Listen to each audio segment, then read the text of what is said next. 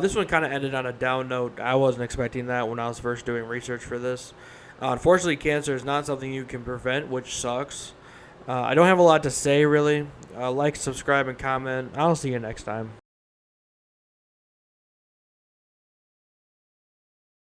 Charles Benjamin Rogers was born on May 23rd, 1981, and raised in Saginaw, Michigan.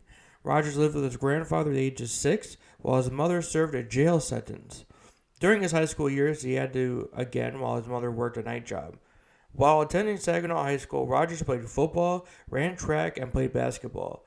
He was a three-time All-State honoree for the state of Michigan.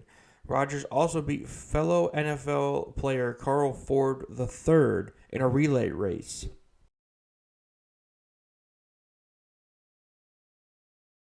Rogers attended Michigan State University and played for the Spartans football team beginning in 2000. He must not have played in 2000 as I cannot find any stats for him in 2000. In 2001, he played in every game.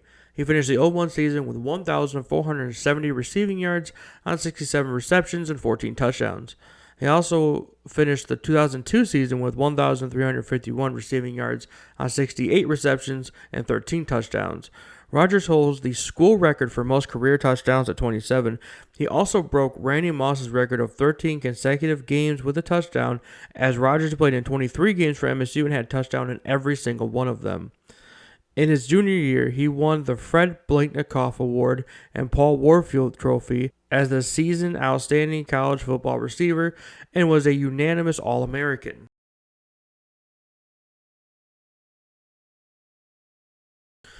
Rogers was selected by the Detroit Lions number 2 overall in 2003 NFL Draft, one pick ahead of Andre Johnson.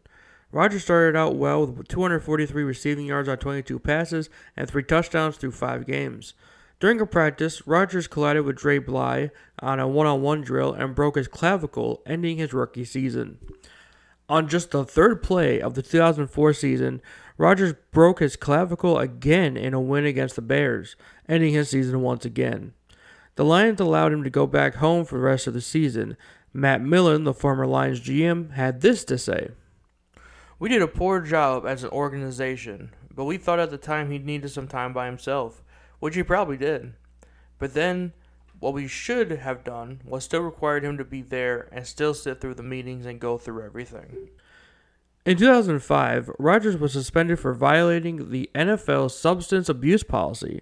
He was caught smoking weed, and that's why he was suspended.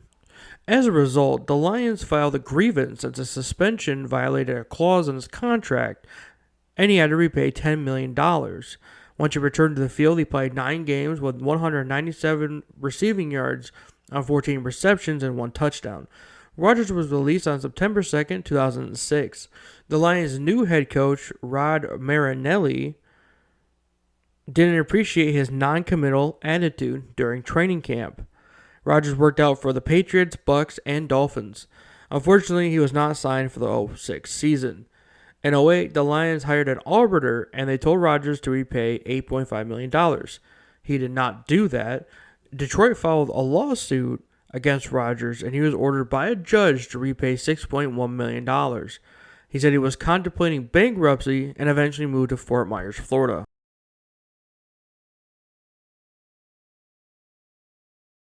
Rogers was arrested in September 2008 for assaulting his then-girlfriend. The charges were eventually dropped, however.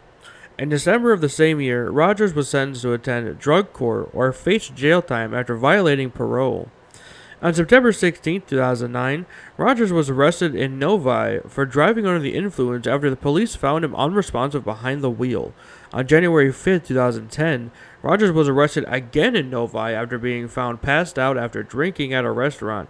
He was sentenced to 93 days in jail.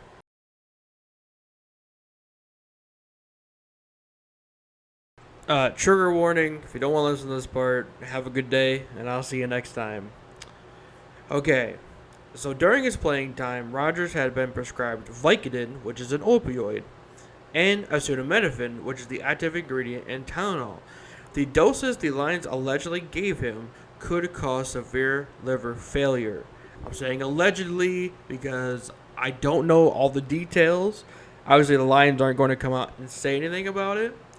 and I don't want to get sued. So allegedly, they gave him more higher doses than needed.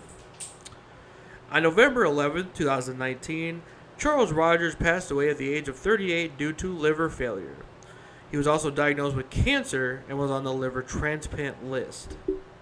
This one kind of ended on a down note. I wasn't expecting that when I was first doing research for this. Unfortunately, cancer is not something you can prevent, which sucks. I don't have a lot to say, really. Like, subscribe, and comment. I'll see you next time.